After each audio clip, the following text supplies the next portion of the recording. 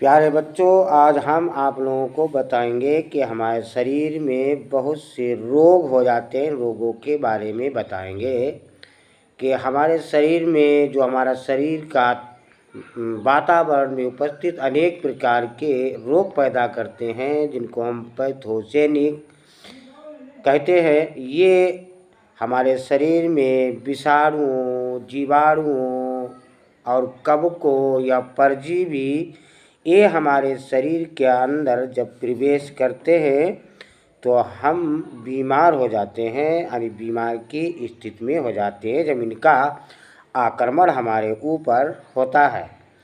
और इनके आक्रमण से के अलावा वातावरण में अनेक प्रकार के विषैले पदार्थ भी हमारे शरीर में पहुंच जाते हैं, जैसे कि सर्प यानी सर्प का विष या अन्य जहरीले जंतुओं का विष हमारे शरीर के अंदर यानी आंतरिक भाग में पहुंच जाता है।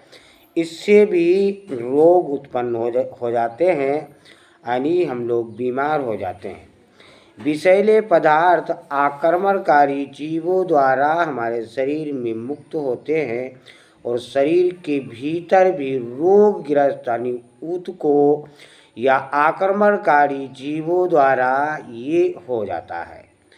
ऐसी सभी प्रोटीन जो शरीर की स्वयं की प्रोटीन से भिन्न होती हैं, यानी ये प्रतिजनों का काम करती हैं। और आधुनिक वैज्ञानिकों ने इन रोगियों के शरीर में यानी क्षत ऊतकों की अंगों के स्थान पर अन्य व्यक्तियों के स्वयं ऊतकों को अंगों का आरोपण या प्रत्यारोपण करने का प्रयास किया है। वैज्ञानिकों ने इसमें ऐसे भागों जैसे नेत्रों की, हमारी आँख की कार्निया यानी कनिका का आरोपण तो सफलतापूर्वक हो जाता है, लेकिन जिनका संबंध रुधिर यानी संवहन तंत्रों से, यानी जो संवहन करते हैं हमारे अंग में, इन तंत्र से नहीं होता, बल्कि रुधिर यानी संवहन यानी रुधिर का जो संवहन होता है, इस तंत्र से संबंधित भागों का आरोपण प्रायः असफल हो जाता है, कामयाब नहीं होता, क्योंकि दाता की प्रोटीन जो होती है वो प्रापक की प्रोटीन से भिन्न और असंगत यानी अलग प्रकार की होती है। और प्रापक के शरीर में प्रयोजनों का ये काम करती है। अतः प्रापक का शरीर आरोपित भाग को अस्वीकार कर देता है और उसको नहीं लेता है।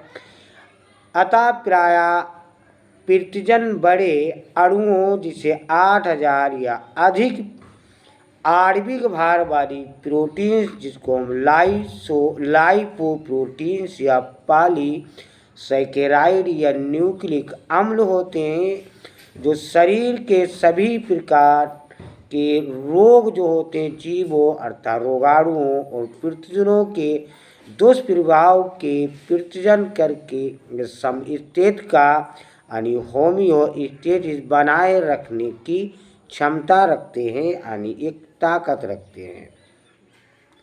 प्राकृतिक और जन्मजात कुछ स्वाभाविक प्रतिरक्षा हैं, अतः ये किसी विशेष रोग या विशेष रोगों से शरीर की सुरक्षा व्यवस्था न होकर सभी प्रकार के रोगों को समाप्त करने की ये क्षमता रखते हैं, उनका सामना करने की ये ताकत रखते हैं।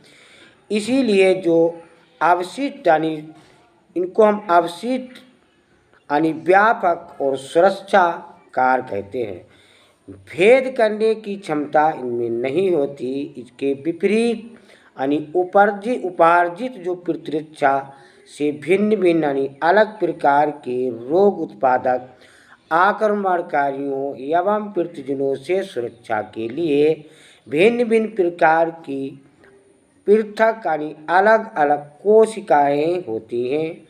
इसीलिए इन्हें हम विशिष्टीकृत या प्रतिरक्षी यानी इम्यूनिटी, इन्हीं को हम कहते हैं। कुछ स्वाभाविक अर्थात अवशिष्ट पितृक्षी तंत्र हमारे शरीर में होता है। बच्चों कल हम फिर बताएंगे आपको। आप लोग हमारे लिए सब्सक्राइब और लाइक ज़रूर कीजिए। कल फिर हम मिलेंगे अगली वीडियो में।